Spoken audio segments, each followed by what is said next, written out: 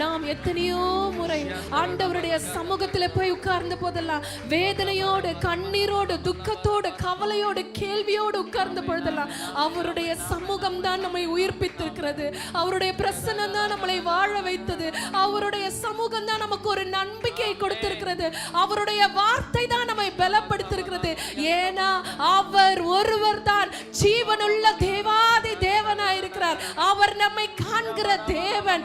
அவர் கல்லோ மரமோ அல்ல.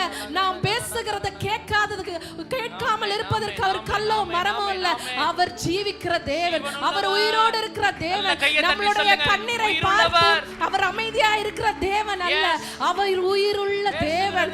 அவர் நம்மை காண்கிறார். நம்மளுடைய கதறுதலுக்கு அவர் செவி சாய்க்கிறார். அவருடைய இடது கை நம்மளுடைய தலையின் கீழ் இருக்கிறது. நமக்காக தேவாதி தேவனிடத்துல ஒவ்வொரு நாளும் விட்டு கொடுக்காமல் பரிந்து பேசிக் கொண்டிருக்கிறார் என்றார். ஏன்னா அவர் ஜீவிக்கிற தேவன். அந்த தேவனை மகிமைப்படுத்துவோம். உம்முடைய சமூகம் அப்பா எங்களுக்கு உயர்வது, உம்முடைய சமூகம் அப்பா எங்களுக்கு மேலானது.